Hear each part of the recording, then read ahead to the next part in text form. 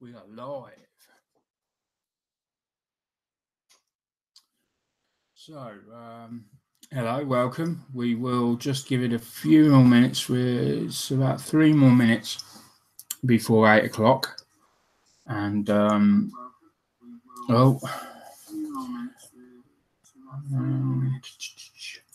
8 o'clock. And,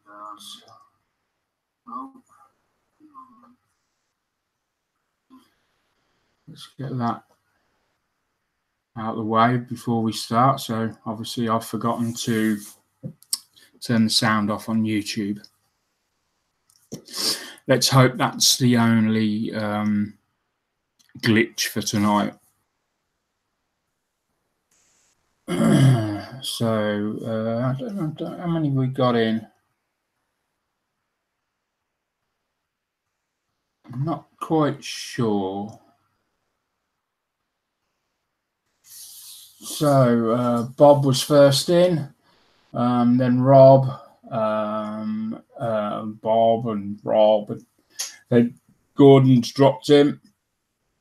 Hello, Gordon. How many we got watching so far, Gordon? Can you tell? I haven't got it on my screen. The screens I have up do not share that information. I can get it, but I've got to go through a load of different screens.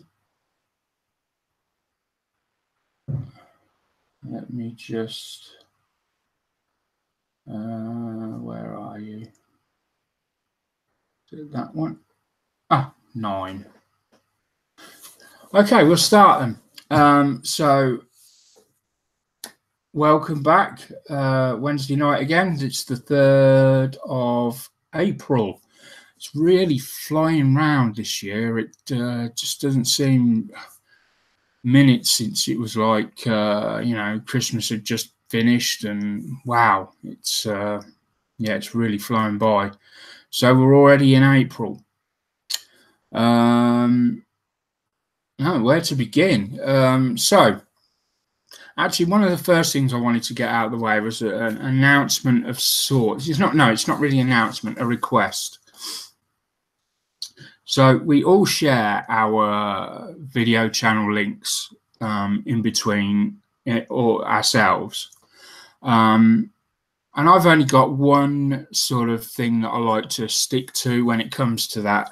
Anyone's welcome to put their channel up, with the exception of one group, maybe 2. They know who they are, so I'm not going into that. But so the only thing I ask is, when people come on and they advertise their channel or whatever, is that they are active members in the group themselves. So, you know, if they put builds in or what they're building and that every now and then, that's fine. That's fine. What I'm not really keen of is when they've got absolutely no content on the site. They have nothing to do with the group or anything, and then they want to put their channel links up. So, you know, just wanted to ask that if you are putting your channel links up, just please, you know, bear in mind that we are we're a small channel ourselves, and we're struggling like everyone else to, you know, get subscribers.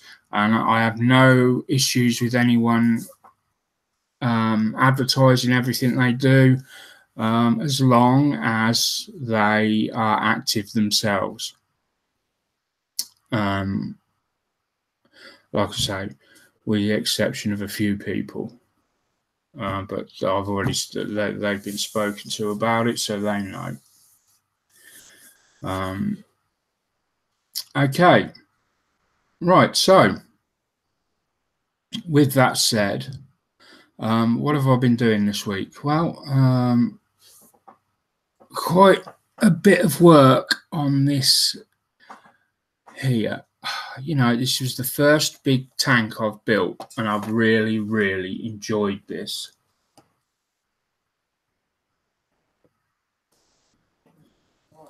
Really enjoyed building this.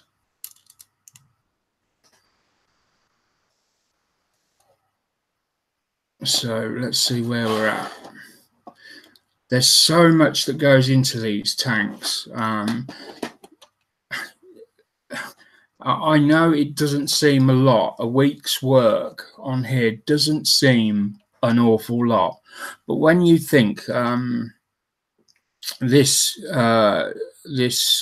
shell, if you go back and look at the review, this is just a plain plastic hull, and then all of these tiny little bits are little sub-assemblies themselves. You know, that did move at one point, but you know, the lids pop up on them, and that's not glued down yet, so but you know, doors open, you got your little hatch there for the, and they close, and the other one opens as well. And it's just you know, turrets moving and stuff like that, just basic stuff. But the thing is, these are all sub-assemblies that take quite some time to put together if you want to put them together in, you know, in good order, and you know, you want to let the glue set in between doing them and things like that. The bustle racks at the back I particularly like with the photo etch. They really make a massive difference to this. They really set this thing apart.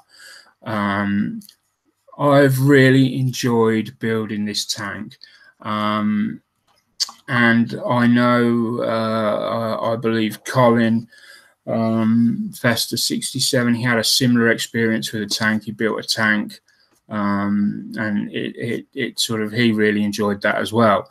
So I'm having a very same experience with this. I'm going to go on and do more. My good friend Gordon sent me the Italeri Fury to build. It's up there.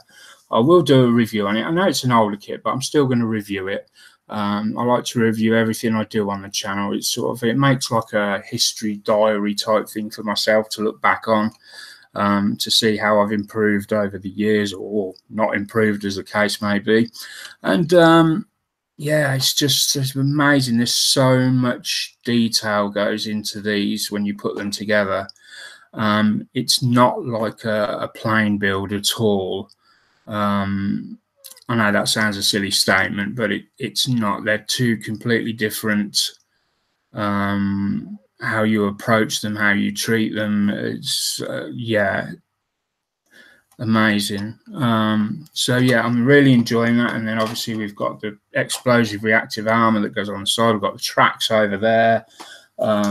We've got the captain's, the commander's cupola, I think it's called. And that opens up, you know, that opens up there, this little hatch. A lot of these are delicate as well, so you've got to be careful with them. The periscopes, so much going on. So yeah, I've been working on this.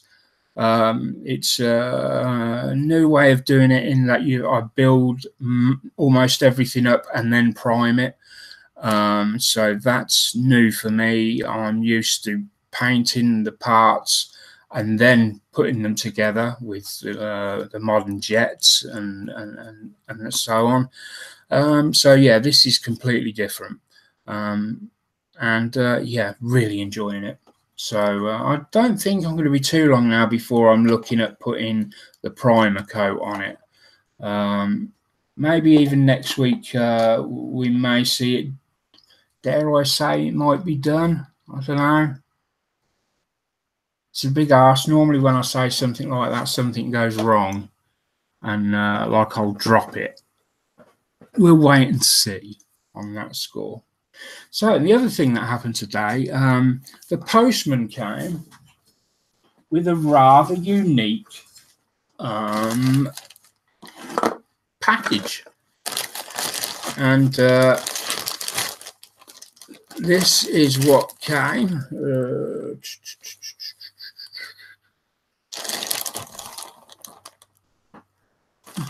So from Mother Russia. It's unbelievable. And the thing that I found most interesting, they have a 50p. Well, I mean, don't know whether it's 50p or, but it definitely looks like 50p. It says on there, on their stamps. Now, I have a very good idea what this is.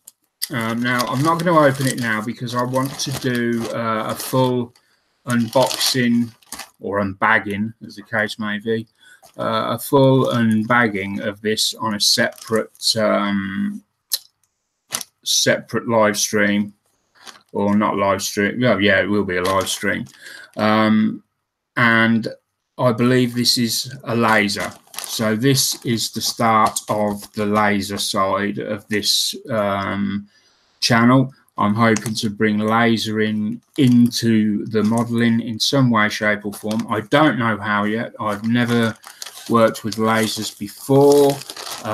So this is an entirely new process to me, as was the 3D printing.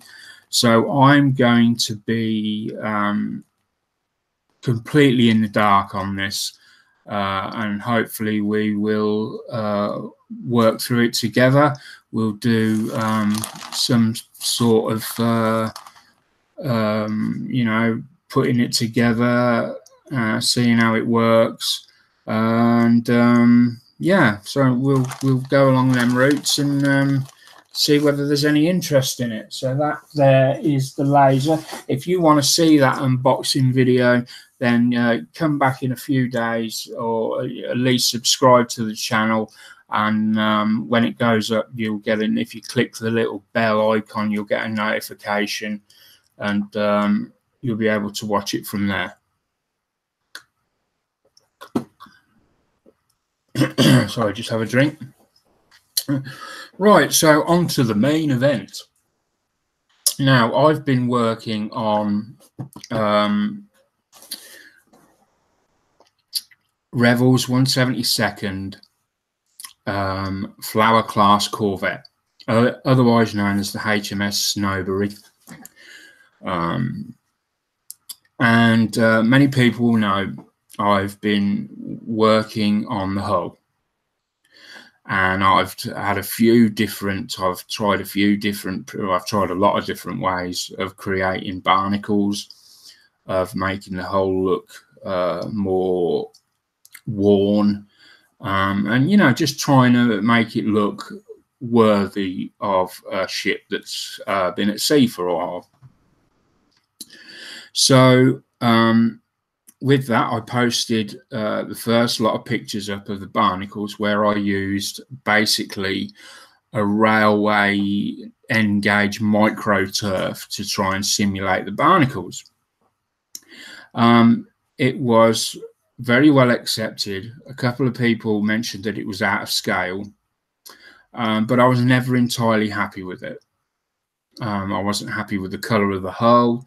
I wasn't happy with the micro turf I was using. So in the end, you know, even though I'd got loads and loads of people saying it looked great, I scraped it off and decided to start again. The newer ones have come up now. They're putting the new pictures out, and I've got to say it looks a lot better. And I've had a few people ask how I've done it. And I'm not one for keeping secrets on modeling.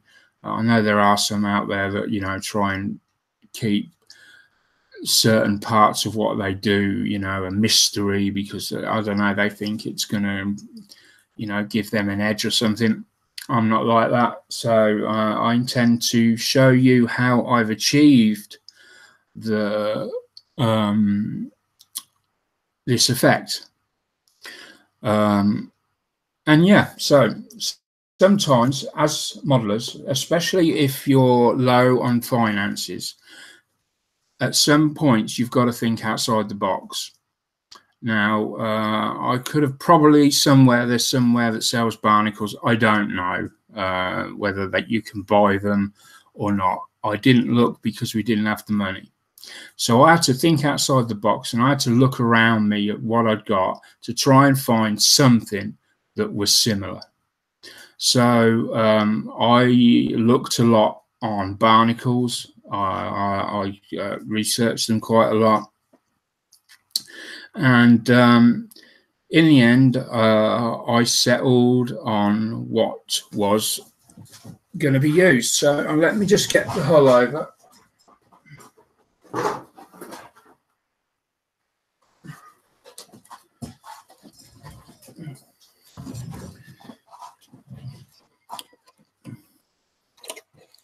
So this is the barnacle texture that I've gone for. I've looked at a lot of hulls that have been under the water, and the barnacles are very, very small, and they're almost like little pimples all over the surface. They're a dark brown color, and they're rough, obviously, and you know, they vary, but it's almost like pebble dashing on the houses, the walls. So, and this is the effect I got. Now I'm going to show you in a minute how I got all this. I'm going to flip this over. Now, there's a part I've done already, which is necessary for tonight's demonstration. But what we'll do is, now the hardest part of all this is keeping this hull from rocking about and falling over. I normally have like a can of Coke I can stand in there, and that holds it still, but I haven't got anything with me tonight that's heavy enough. Got a bottle of, actually there's a bottle of water there. Does that leak? Yeah, that might do. We just slot that in there. Yeah, that like it. Right. Okay, now then I'm going to try and get this so that you've got a... So with the hull, the first thing you need to do is obviously prep it. So your initial color that you want to spray over this hull is, I used a Revel, and it is, let me just get the booklet out because I did use the one that they recommended in here. Just let me quickly get the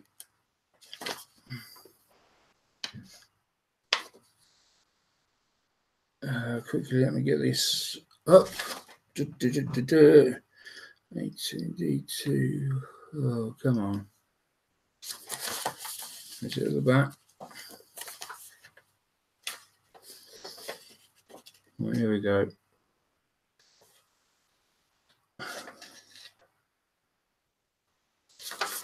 That's F. Yeah.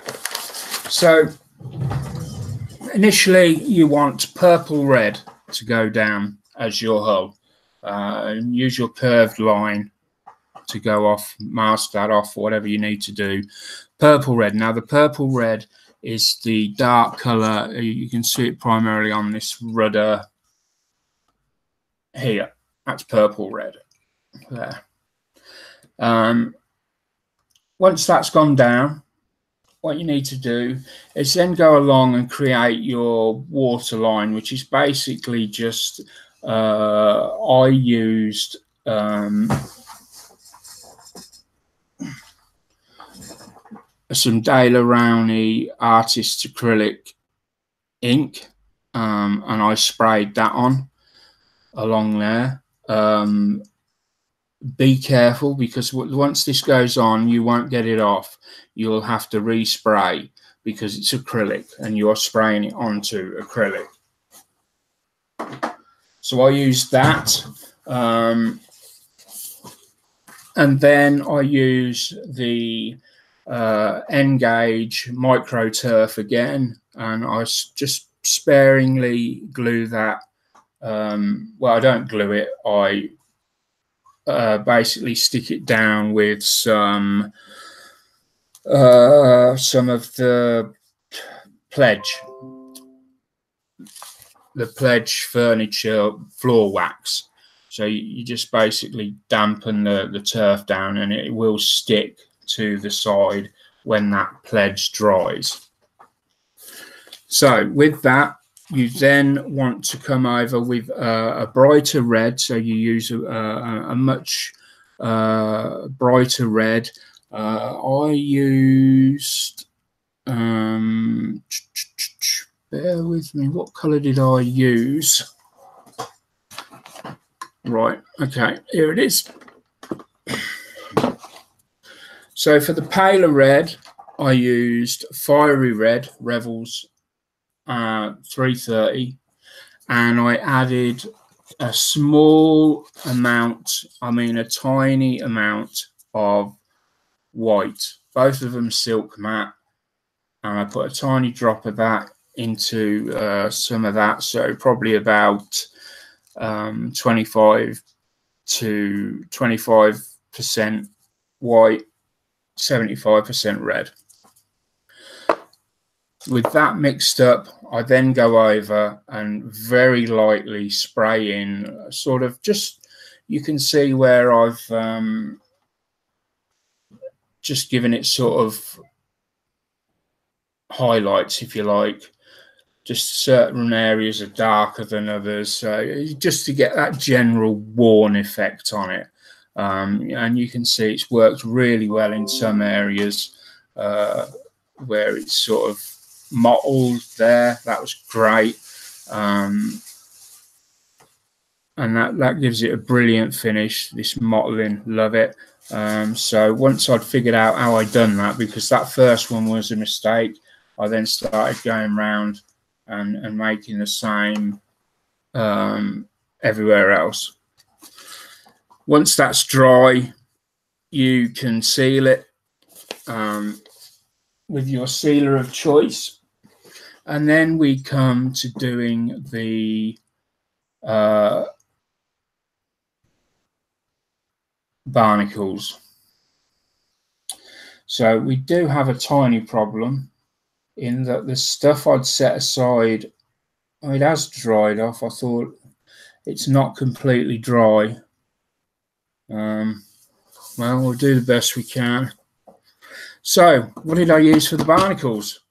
Very simply, I used Paxo golden breadcrumbs. And it's very simple. So you've got some PVA wood glue. Give it a shake. Make sure the top's clean.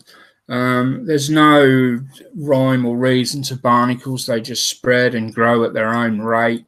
So there's no real shape to them. Sometimes they can grow straight, sometimes not. Sometimes they grow in little colonies. You just put some glue on like that, and then get a brush, and then just basically spread that out a bit. You don't want to go above the water line. They're generally below the water line.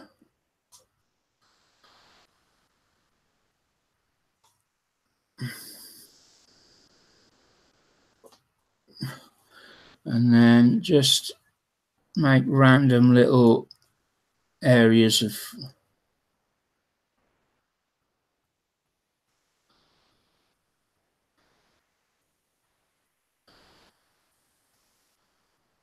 for it to glue like that.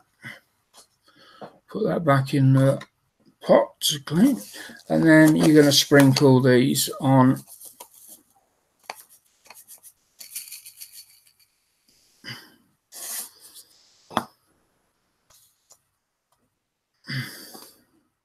It can be a bit messy, so let's just get some kitchen towel.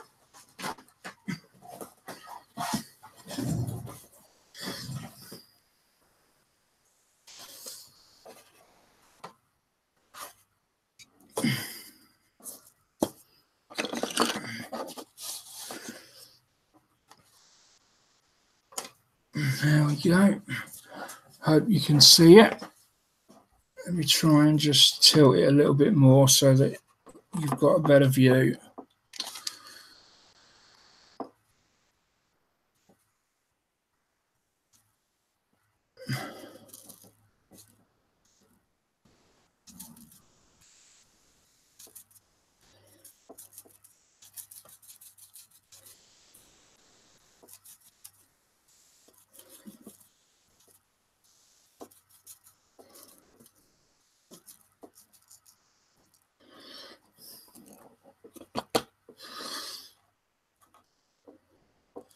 And you can see we've got a mix in there of some bigger and some smaller pieces as well. And they spread out a little bit. We need a little bit more on there.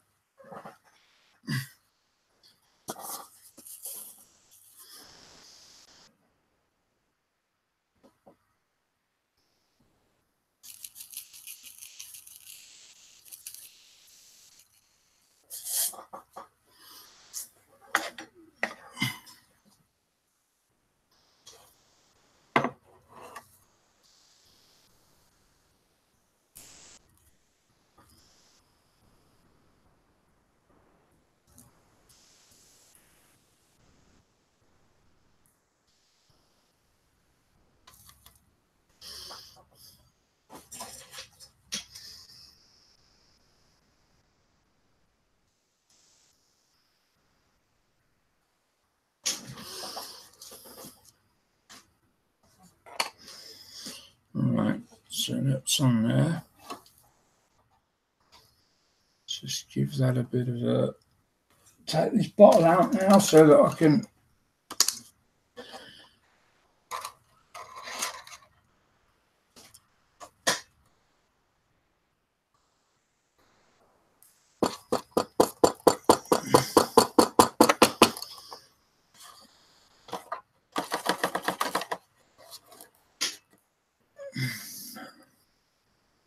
There we go. Let me just get rid of that.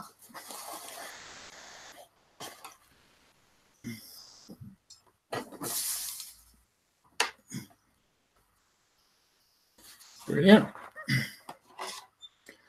So then we're at this stage here, and already they're starting to look about, well, we're getting there slowly. Right. So from there, now this is where I found that I started to doubt myself a little bit because they were looking all right. And then I do the next step and it can make them look a bit mushy. But believe me, when it all dries off, it does actually work.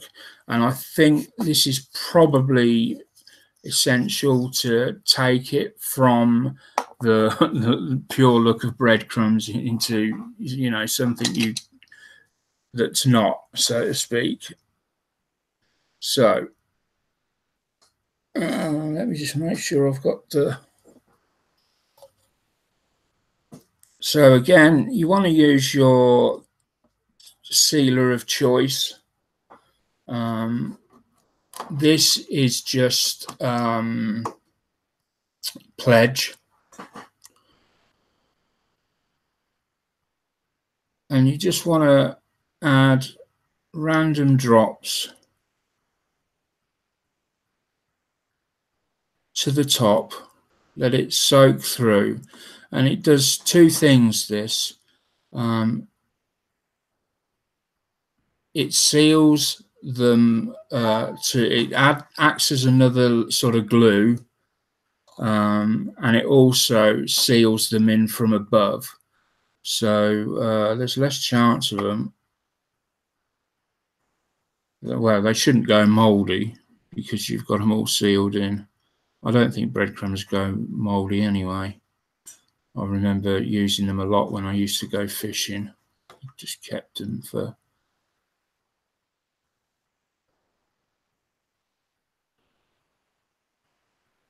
That's it, just...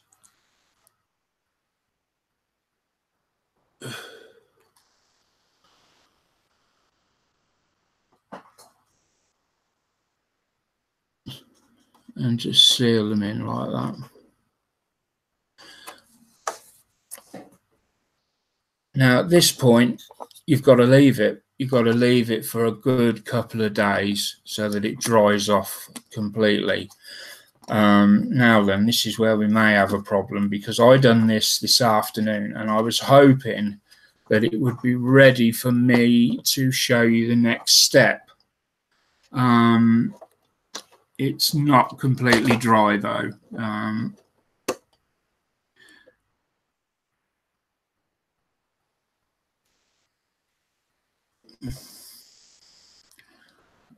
Right, I think we may get away with it.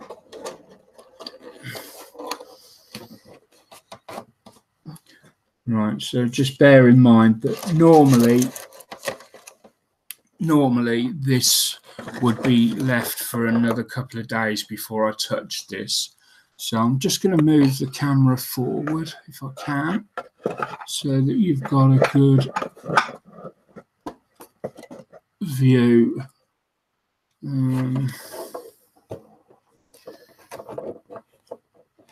What we need to do is come a bit closer.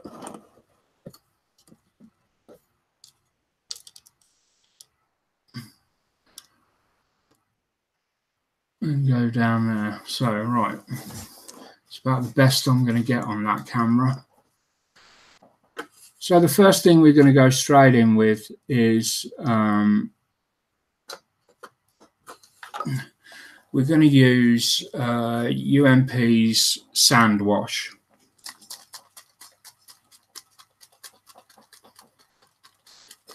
Make sure you give this a damn good shake, especially if you haven't used it for a while.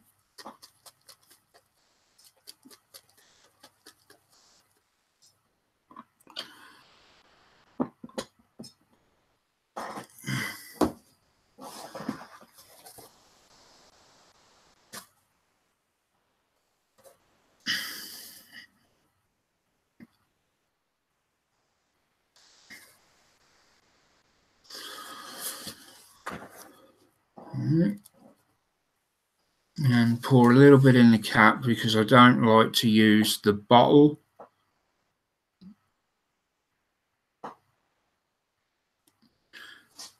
Because obviously with breadcrumbs there will be the odd bits that sort of come away.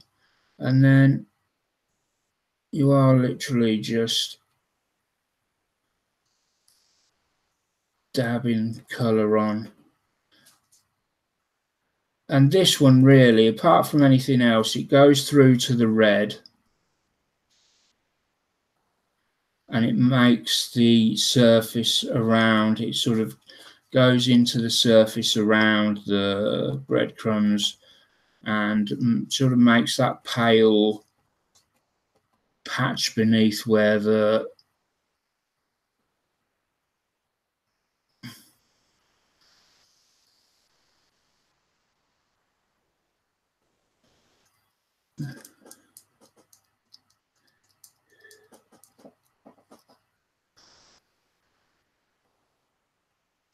that's it. Just keep should have got, I've run out of cups, sorry, otherwise I would have poured more out.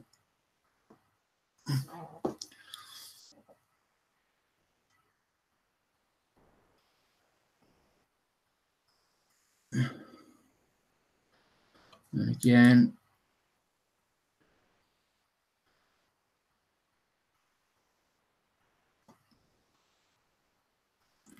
It's all about just adding variations. The thing with the Barnacles is they've got, although they're predominantly dark brown, there is a wide tonal difference in them, huge range. So each one's got its own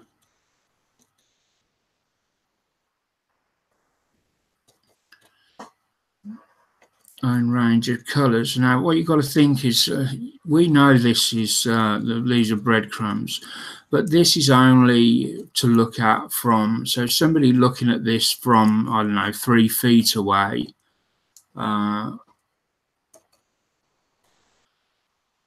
they're immediately gonna know what these are, and that's the crucial thing here. They need to, you know, if somebody was to look at them and go, oh, they're breadcrumbs, then you've failed.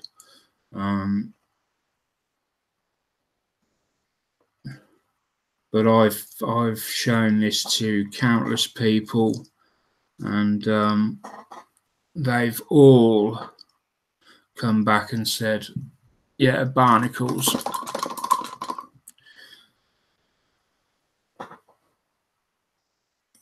Throw that bit away because I don't want to contaminate the rest of the bottle. Clean the cap out, make sure that's clean. We don't want any of that muck getting its way into our wash. Right, and then that can go back on. And then I would normally give that some time to dry off. How are we doing for time on the clock? So what we'll do is we'll go and have a look at the chat. We'll try and give that a little bit of time to dry. I mean, honestly, I would normally give it a day. I know it doesn't need a day, but that's what I would give it, because these are, once you come to the stage where you're putting the washes on, really you don't have to worry about these absorbing any of this fluid now, because they've got a clear coat on, so they won't absorb anywhere near as much fluid as they did when we first put the clear coat on. So let's go in and have a look at the chat and see if anything interesting is going on.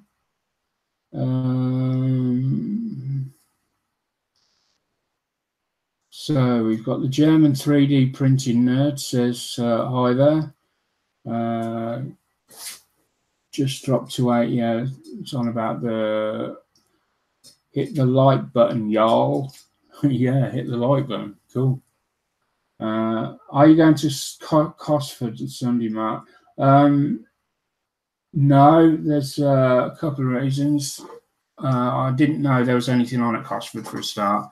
I haven't got any money to go anywhere, and I haven't got any transport either, so I'm definitely not. German 3D printing nerd, wow, looks great. I know what work that is. Well done, thank you very much. Take time doing the painting. Yeah. He goes on to say, interesting. Yeah, Angela's watching. Yes, they're her breadcrumbs.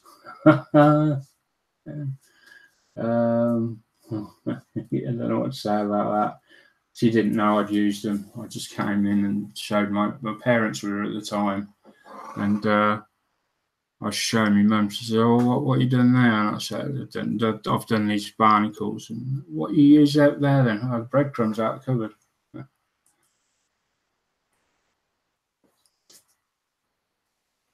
Nothing is safe when your partner's hobby is modelling. And Chris Barber says, correct. I'm guessing that's a spelling mistake for correct. Josh is in. What up, everyone? And that's it. So we caught up with the chat. So really, so next up is UMPs algae wash. And this is the next one that goes on.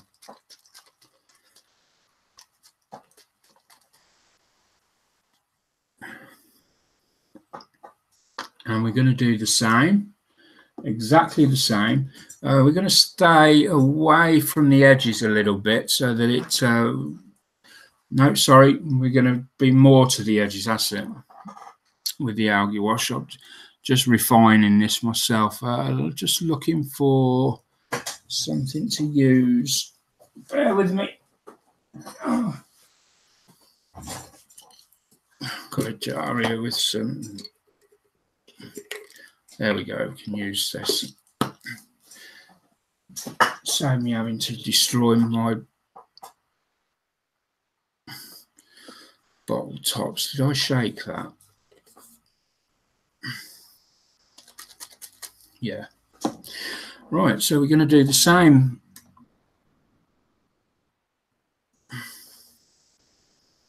Only this time we're using the algae wash.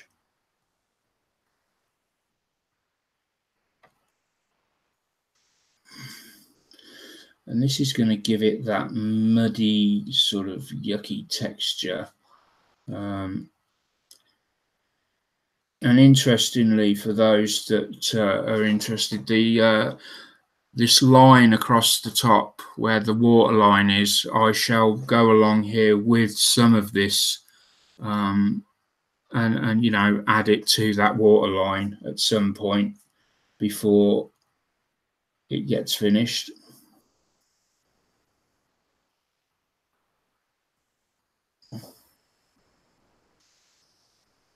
So take care, you don't want to brush across the surface, because if you do that, you're going to start scraping everything away and it's just going to really start looking a bit of a mess.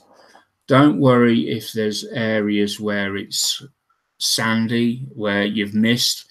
You really, you know, you want to aim to leave some of those, and you want some darker green than others. And you're just really loading the brush up, touching it to the hull and letting capillary action take it where it needs to go.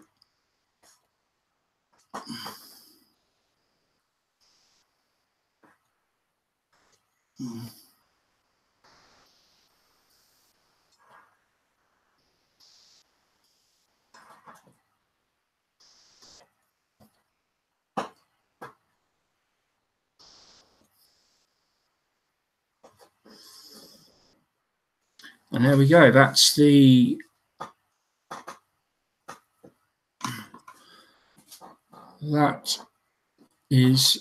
algae wash on.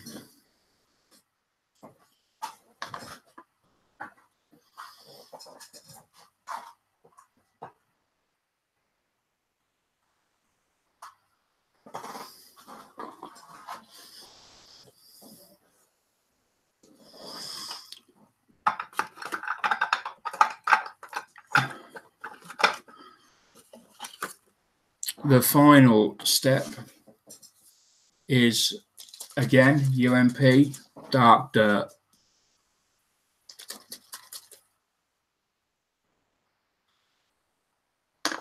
Or it can be whatever wash you use.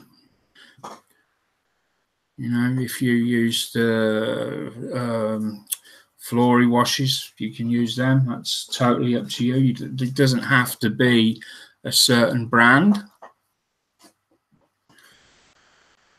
These are just the ones I'm using at the moment. I do like their algae wash, I must admit. Now we have to be a bit more careful with this because this is very dark, and it, you know, if you're not careful, it can border on black. But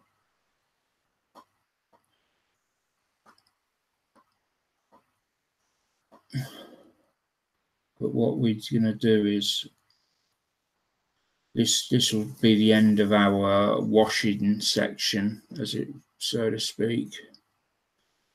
So we're not loading the brush up anywhere near what we've been loading it up before.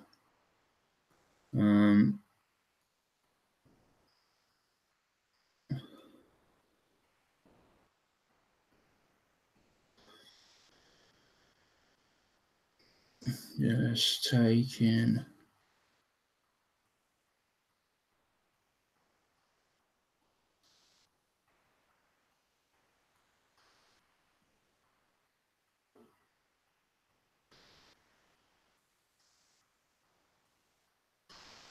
there we go, just keep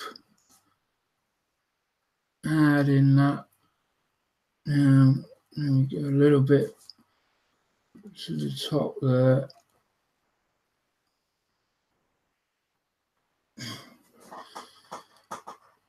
Just a general mishmash of colours at the moment.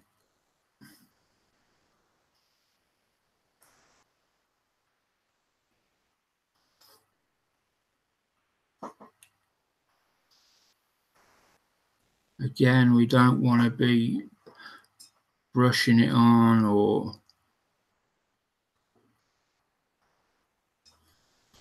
we just want to touch the brush to the side of the hole. The closer you get to the top, the more light brown it will be, because or the more green there will be, the darker it will be at the bottom.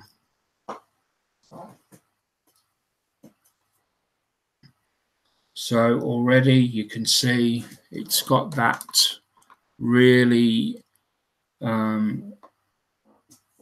strong look to it that you get with the barnacles. They really can be quite dark.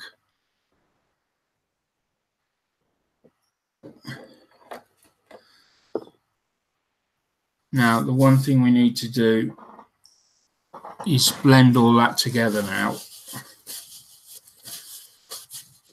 And for that,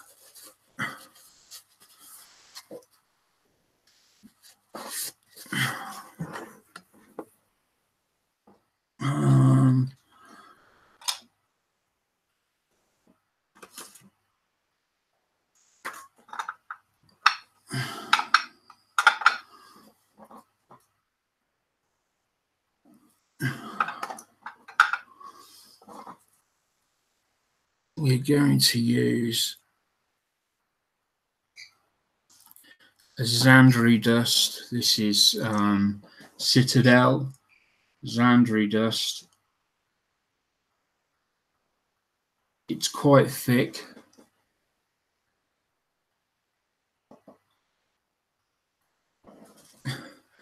So we only need a small amount.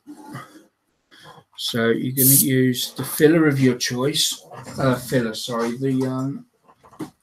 thinner. And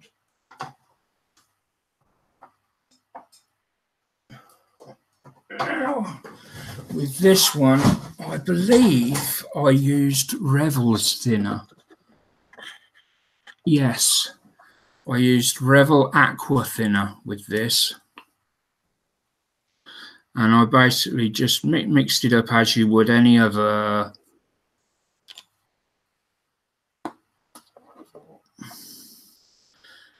mix up absolutely any other paint to the consistency, well, they say the consistency of milk.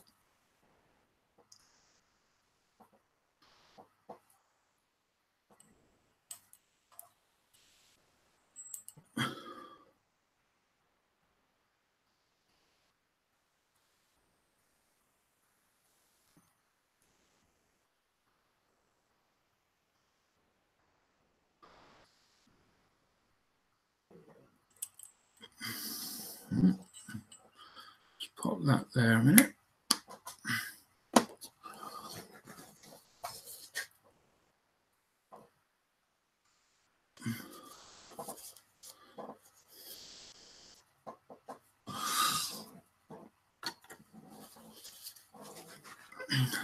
And then you just want to blend this in very, very lightly turn the pressure down.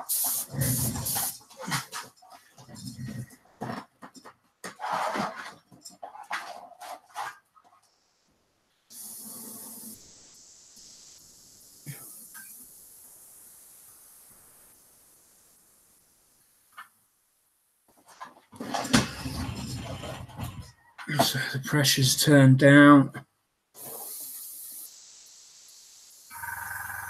And then just start adding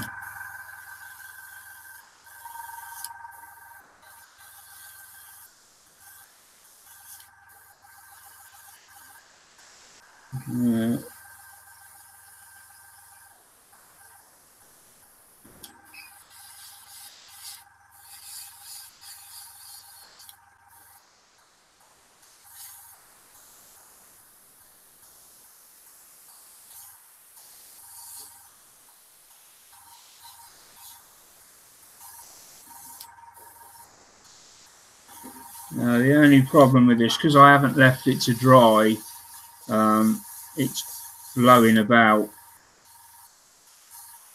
because it hasn't had time to reset itself and re-glue itself to the board, to the hull.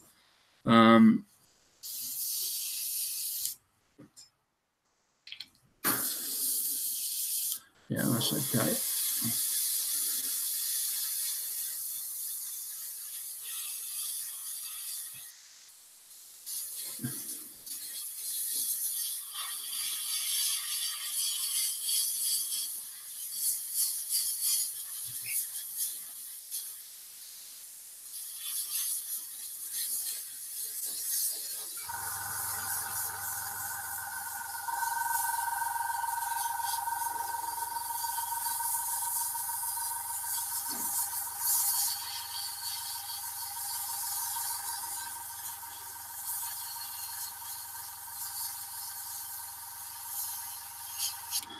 No, I'm not really going to be able to carry on with that because it's just, but you get the idea.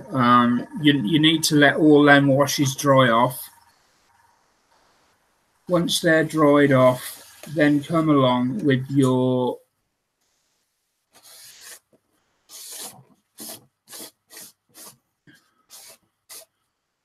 yeah.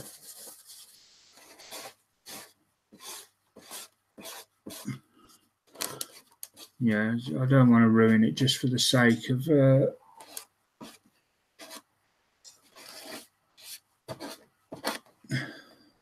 excellent. There we go. I managed to salvage it somewhat. So let's just, didn't put my glove on either.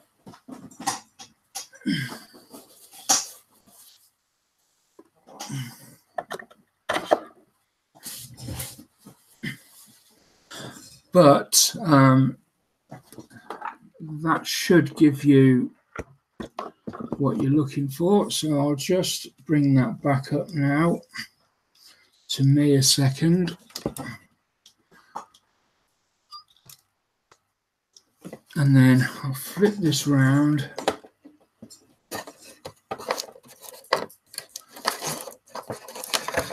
Let that water out.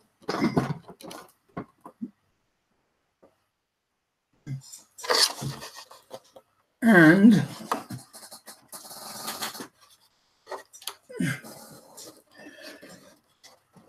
there you go. You can see where I've painted, where I've gone over and blended it and where I haven't. And that is your barnacle effects and hull done.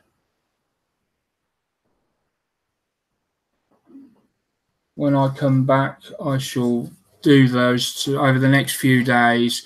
I will wash that and do everything I've done here, but over the course of 3 days. So I've rushed that to try and demonstrate it. I really shouldn't have. Going along with the air gun has literally blown some of it off. There we go. So let me just pop that back in its box to dry. And we will leave that alone now for a few days. Excellent.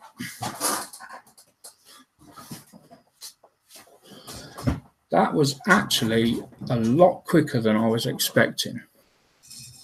So now I need my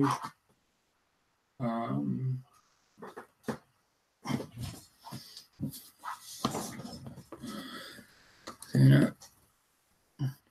Now this I can pour back in because I've hardly used any of it.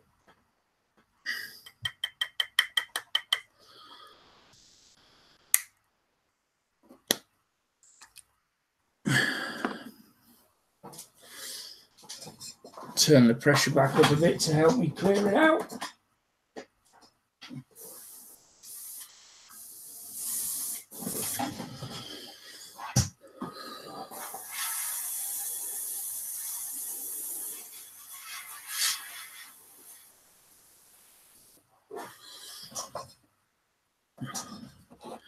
And then I'd use the cellulose thinners just to get inside that.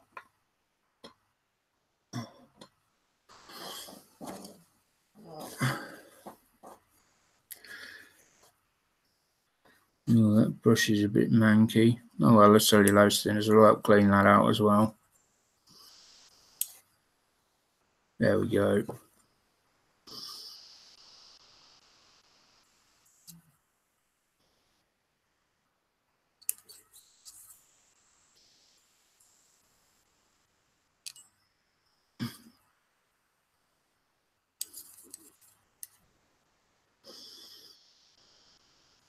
There we go.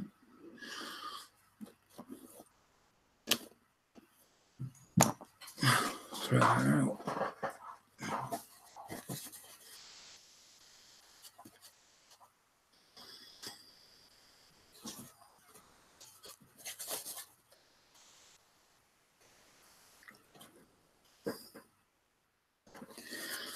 Actually, I'm not going to blow that through there because I think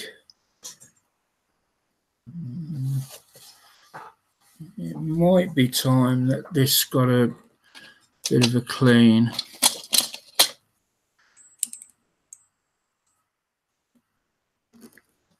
Just to be on the safe side.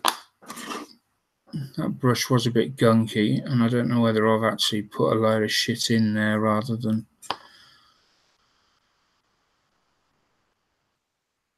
take that off there.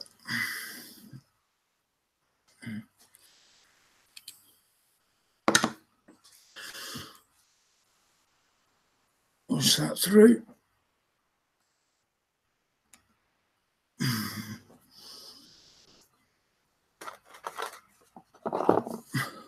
And I've got these little eye makeup wipes that I use.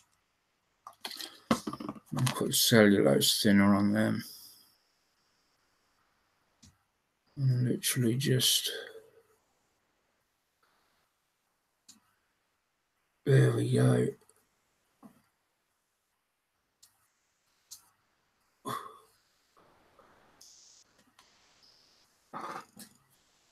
Get rid of that.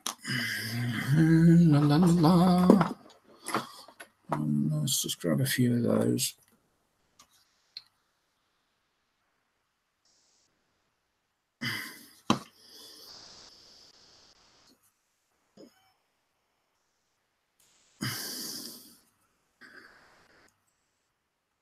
You were.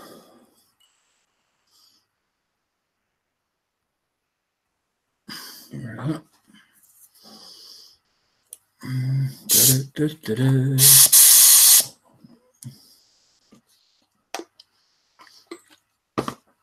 Let's just put that in there.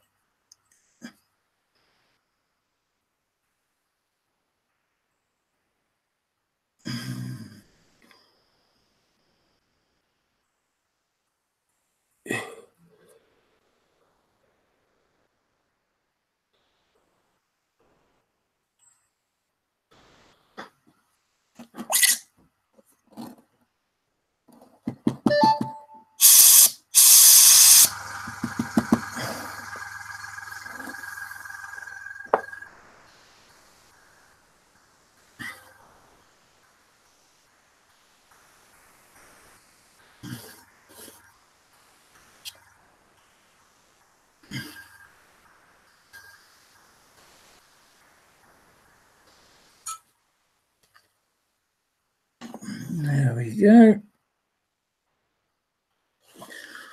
All clean, ready for another day. I should have put that down there, my mistake. So let me just, I've got some wire brushes, but I don't like using them when I don't have to.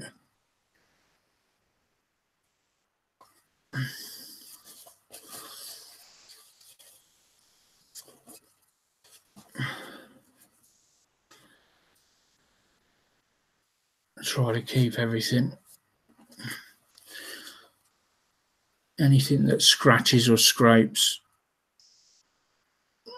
try and keep it down to a minimum if I can.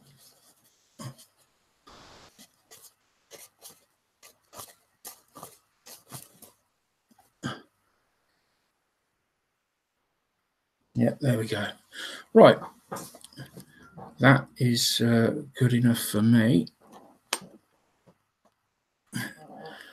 Nice and clean. Let's just pop that through, not all the way, just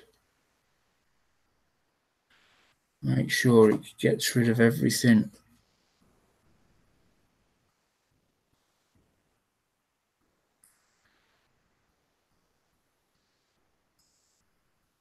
On that entrance, yeah.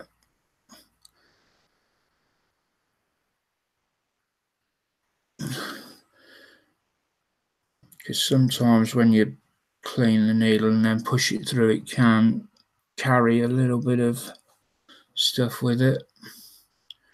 Right, so that's good, that's clean, but what about the nozzle? That's going to fall off there. Let's just pop that on there. That we're going to need our favourite little tool. I'm guessing this is going to be full of shit.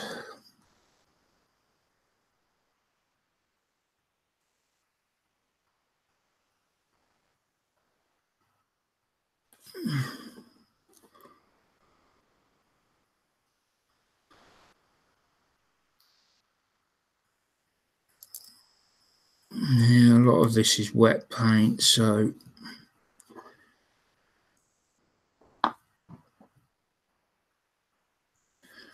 what we need to do is just add a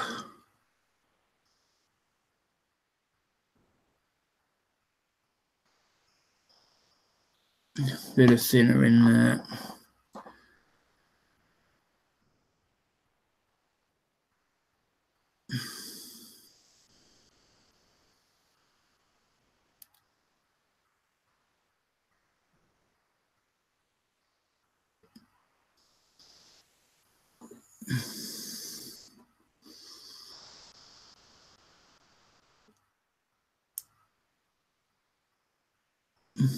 Yeah, this is really bad.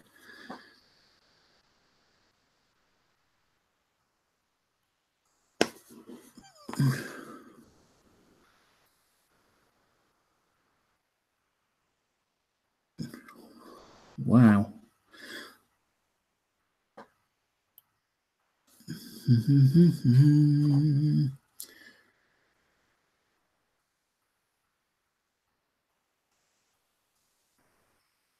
Can we see the light at the end of the tunnel?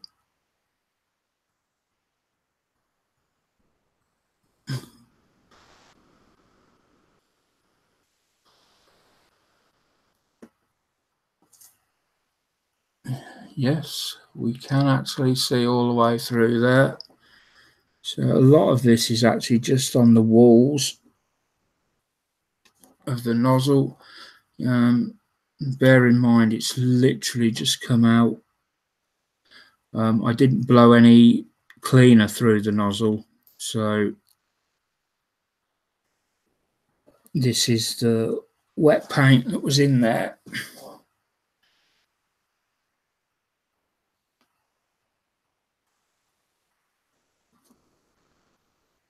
holds a surprising amount, to be fair.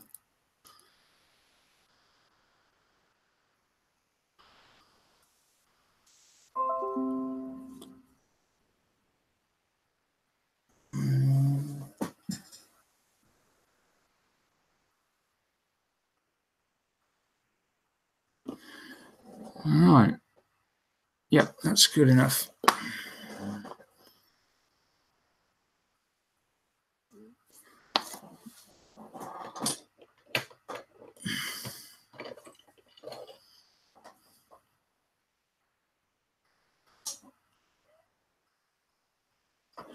Pop the nozzle on over the end.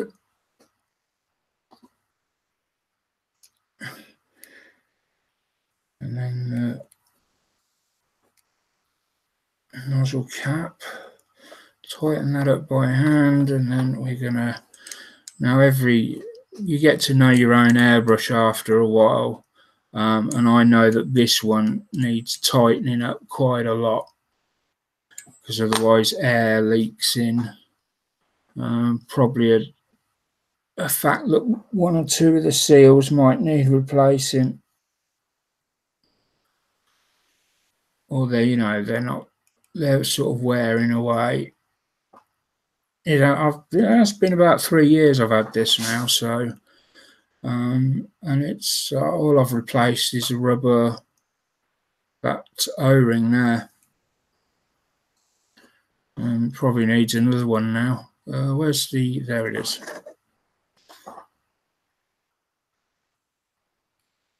And then it goes on the back. Just going to pop a tiny little bit of thinner in there just to make sure that it's blowing out okay. Yeah, that's fine.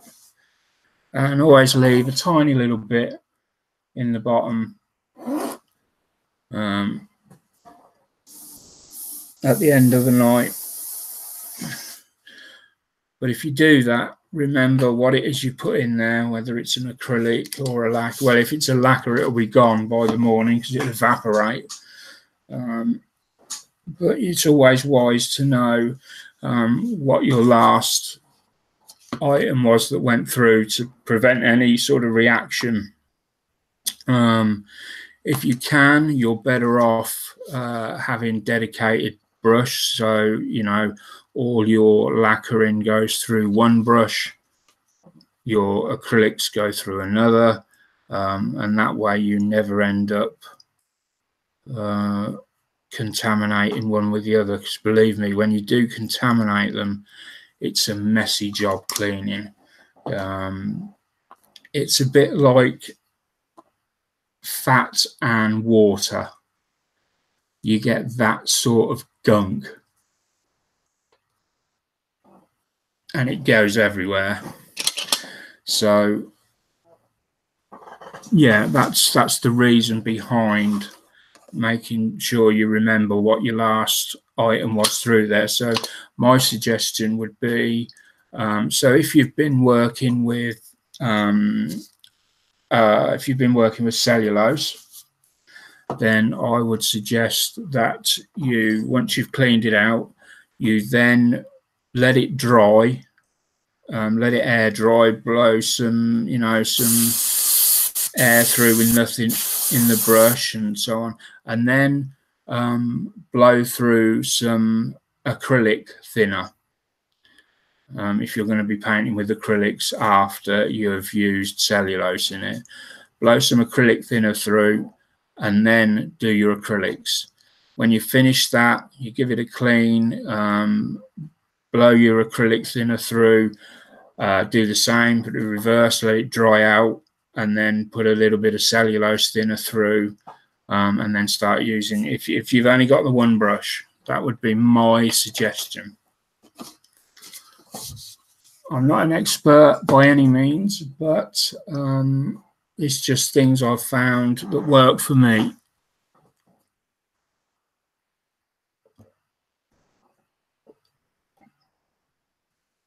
So, right, we may as well. That took a lot went a lot quicker than I thought. So we've got about 20 minutes left. Let us look at the tank. Let's start doing a bit more on the tank, because that's what we really want to get finished next. I think I'm going to be building, I've got a Merlin, Airfix Merlin. Oh, I can't remember the name of the helicopter. Is it 142nd? I can't remember. I think I'm going to be doing that next. So we're up to this bit. We've done that section, I believe. Let's just get there.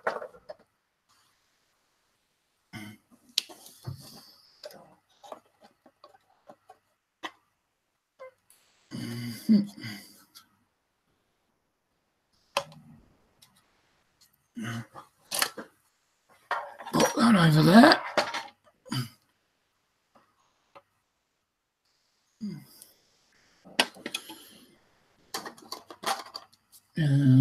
That bit out. And that bit out. And that bit out. Right. Okay.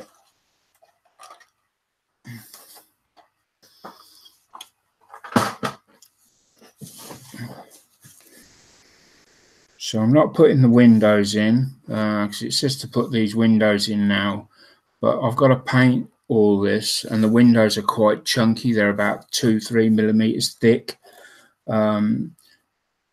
So really, they're not in a position where I can't access them. So I'm going to wait till I've primed and sprayed everything, and then I can come in afterwards and just add the glass. No problem at all.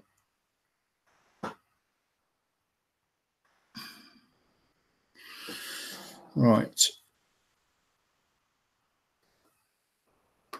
So let's get that glued on, because that needs gluing on next.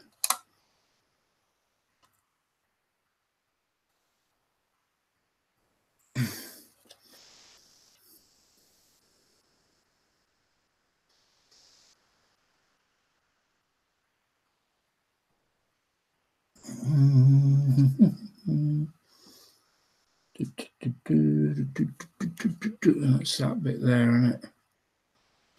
Right.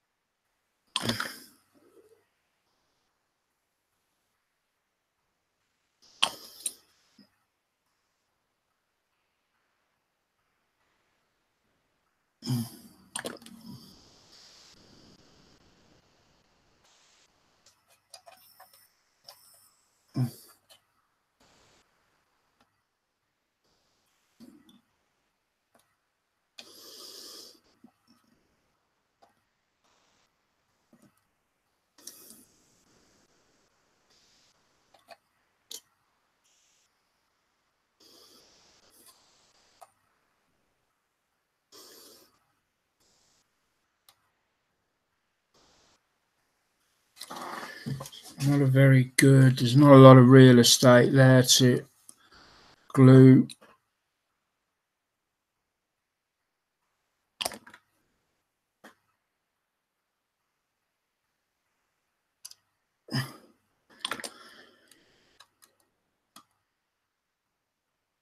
And if we can just clamp that down a little bit.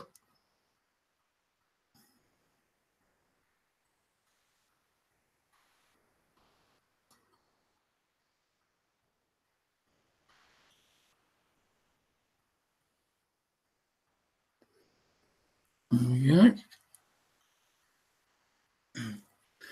Leave that on there to dry.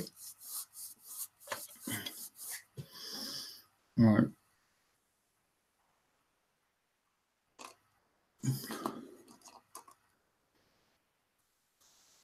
And that.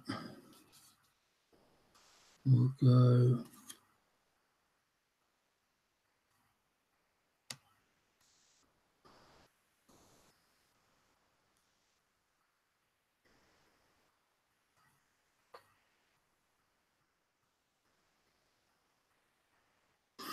Right.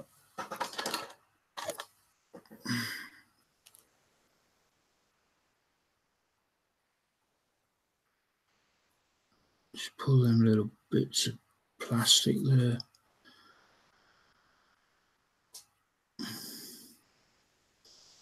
And that's going to sit on there like that. Perfect. Just double check what I've got there, make sure I'm doing that right.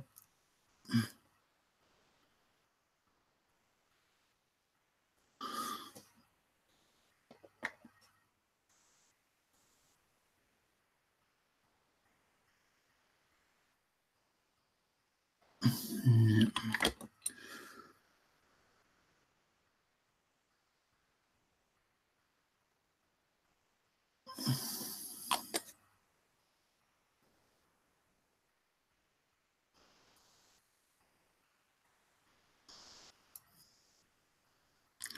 Well, that does not want to sit in there.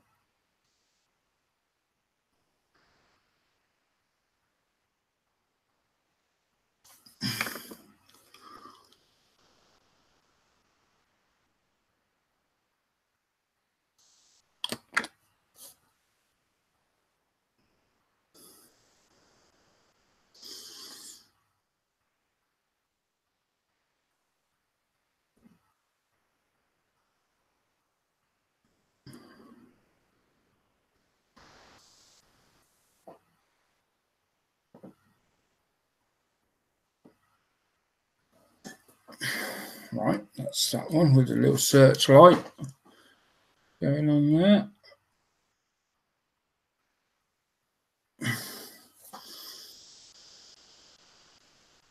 And then we've got our other little section which goes opposite.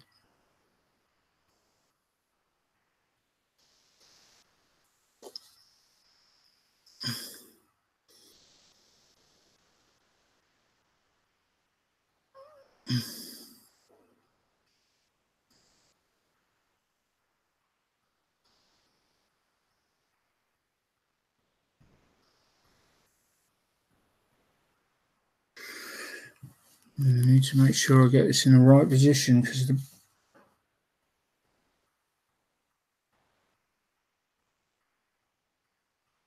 so that's actually saying that it goes there like that. Okay.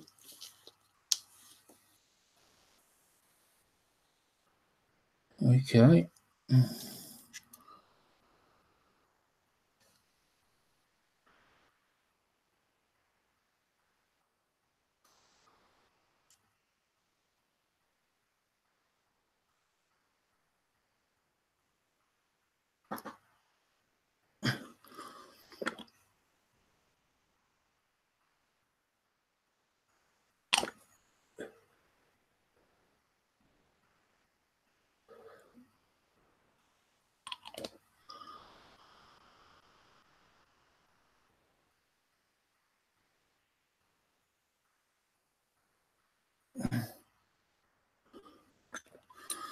Just want to get that.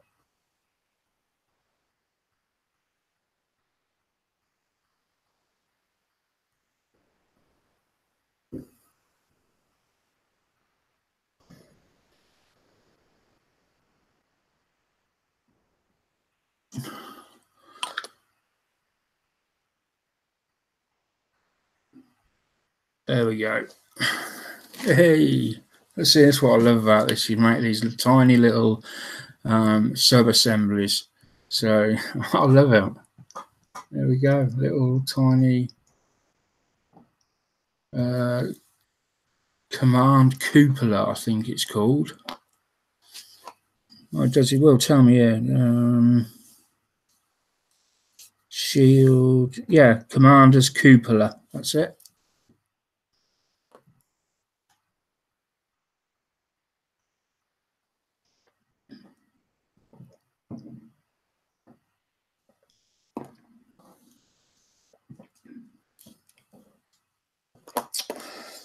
So next we're doing this machine gun mount, which is going to go on here. So we're looking for S, Sprue S, and Sprue K. So there's K. We'll get our bits. We'll harvest what we need from K, which is K9, K8, K9,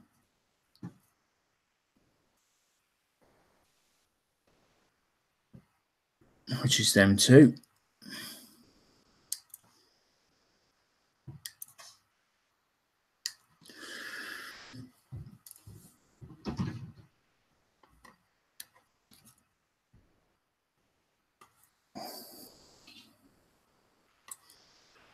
There we go. It's K8, K9, and then we're looking for K29, K37.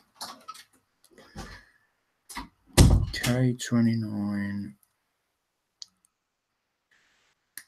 which is that big, looks a bit like a gym peak.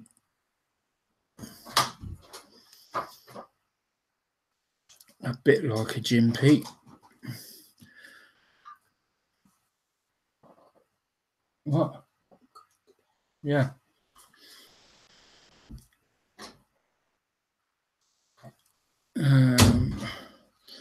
There's that. K29, K37, which is a little machine gun. I say K37, yeah.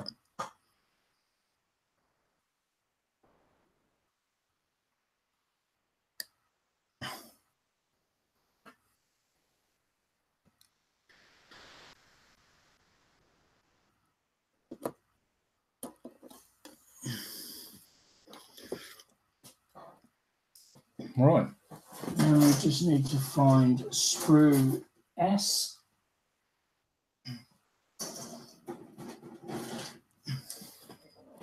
There we go.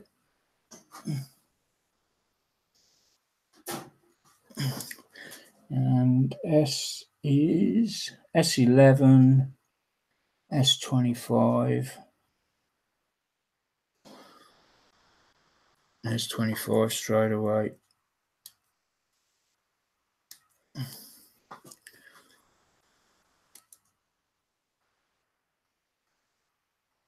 S25.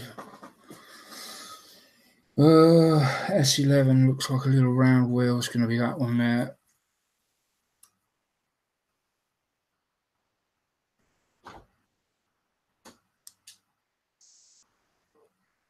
Damn, just cut into the part on that. Let's hope for the best on that one. And G6 is going to be a clear piece, which again, I think is probably going to go in afterwards, after the priming and spraying. Yeah.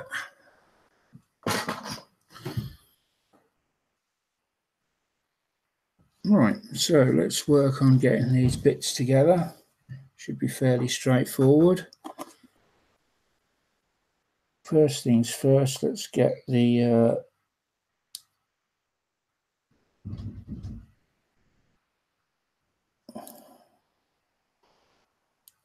bits cleaned up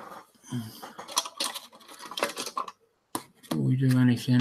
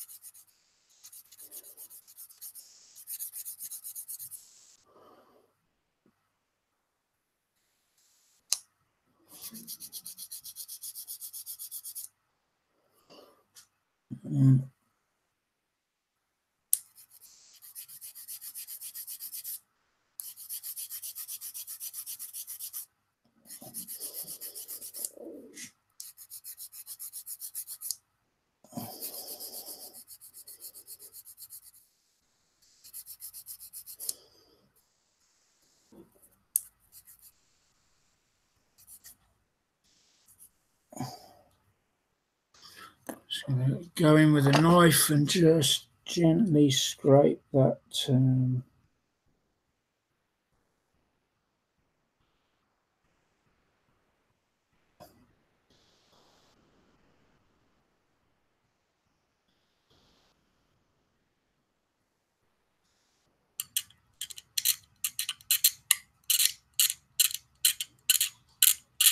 There we go.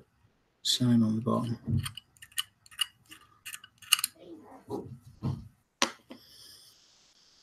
Have a look at what else we got. That locks into the side of there,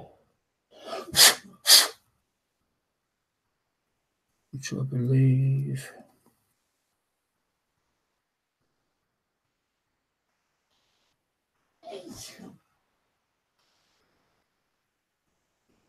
goes in there like that. Excellent.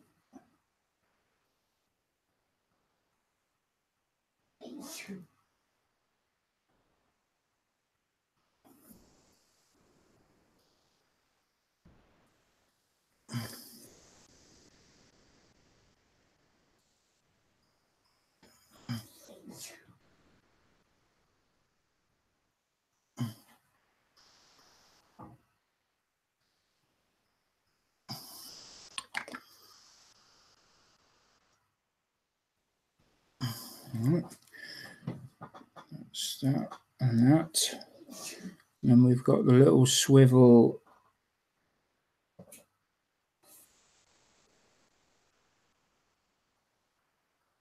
the little clip at the front that stops it from going down too far.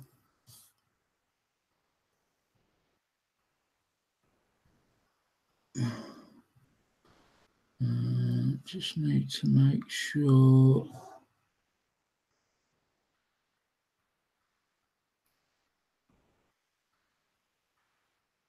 Yeah, so it'll only go on the one way.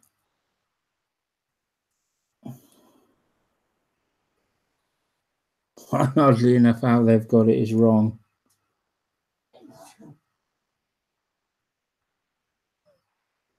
Because they're saying it's to go on that way on the drawing with the small pin to the right and the large pin to the left. But on the gun, the large pin goes to the left and the small pin goes to the right. So that is not going to happen that way.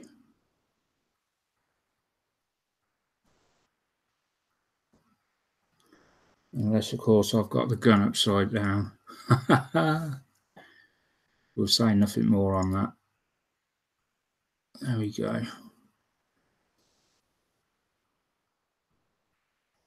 It seemed a bit of a silly mistake to make, but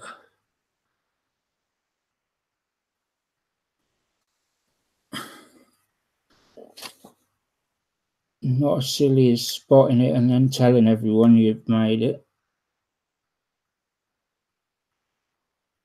There we go, right.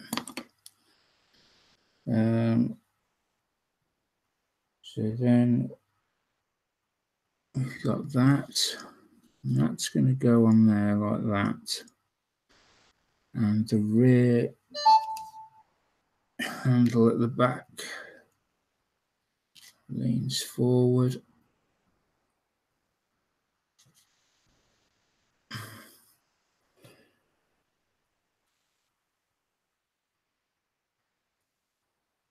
What are we saying here?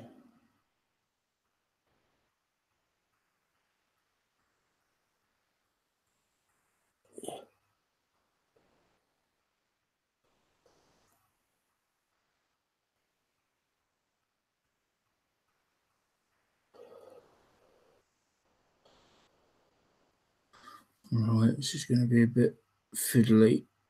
Sausage fingers at work.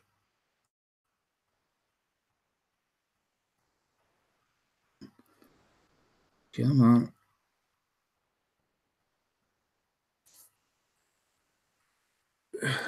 Right, we may need some tweezers. We'll give the sausage fingers a try.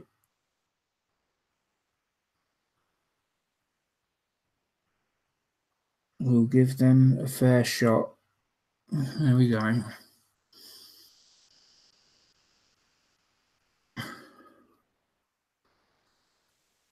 then we've got that panel goes over the front.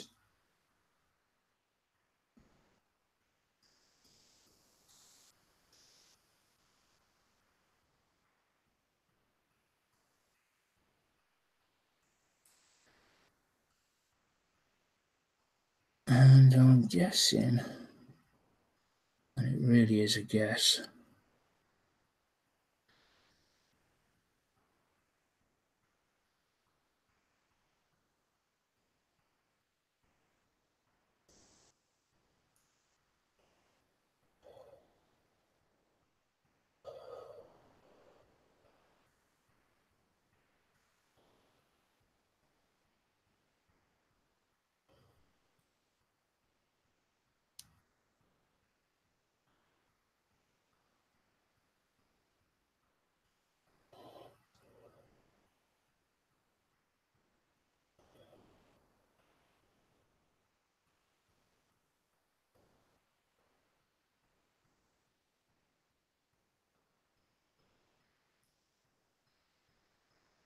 right.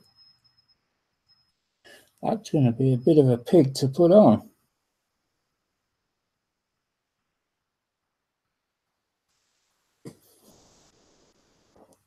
So that's got to go through there, but it's not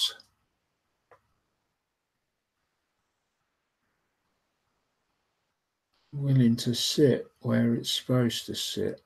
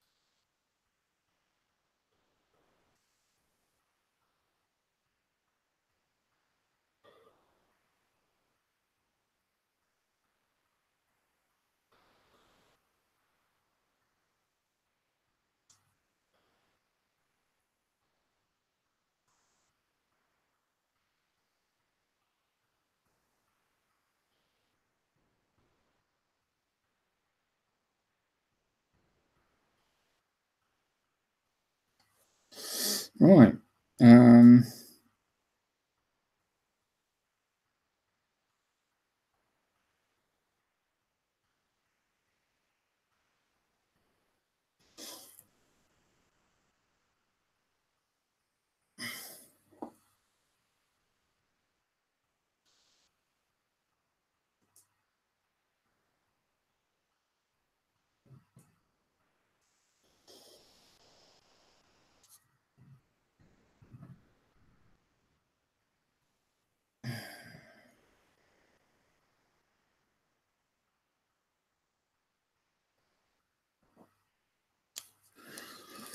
Yeah, it's not a very good fit, that.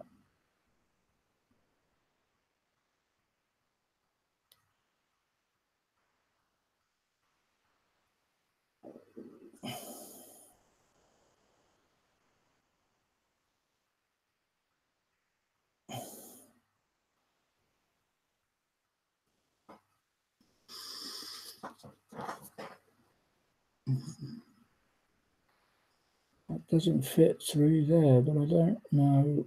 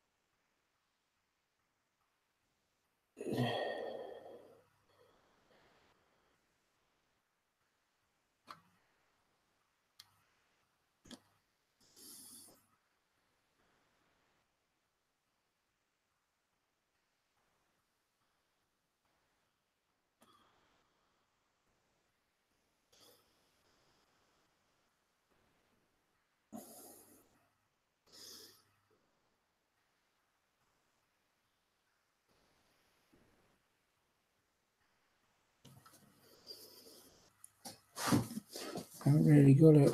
There's this picture of it from the back.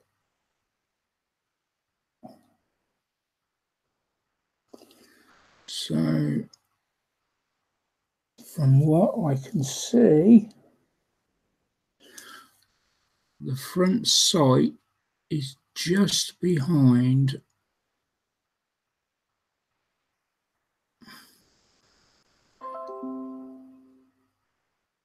So that goes about there. Right. With that sat about there,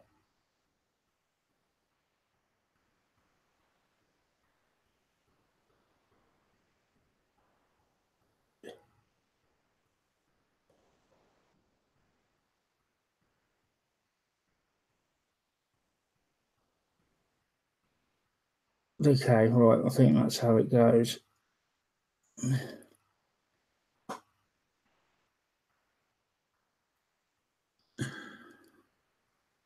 Might be better off trying to put it on upside down for now.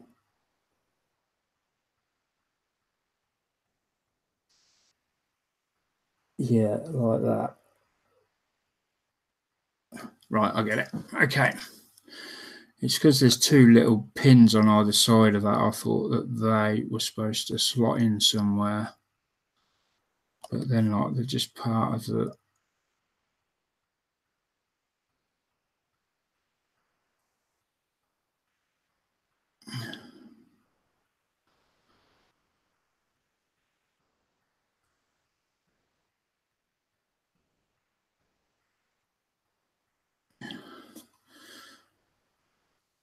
What's the time? Right, yeah. So we'll just stick this on. And then, as always, if anyone wants to come in to this hangout now, but off air, the link is in the SprueSurgery Waiting Room group. It's the same link that you used to watch this, I believe.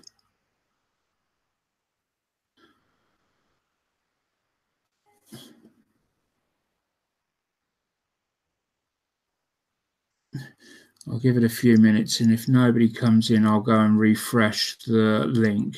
But I'm pretty sure it should be the same link. Oops.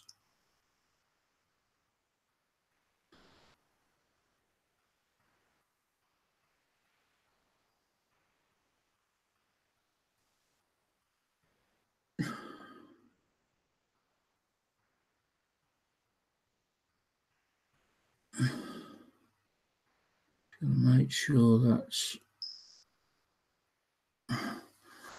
ready.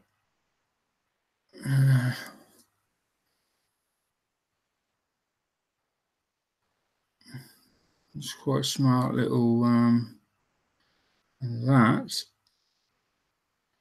is going to glue into that.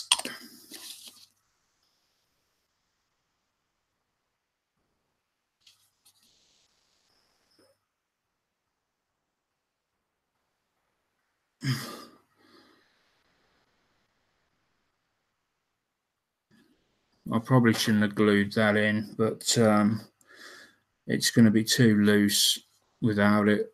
The fact that it goes up and down will be enough. I may even glue that and all yet. Depends how many times it falls off. Look at that. This is what I love about the tanks. These tiny little assemblies that go together. They're tiny little models, all of their own.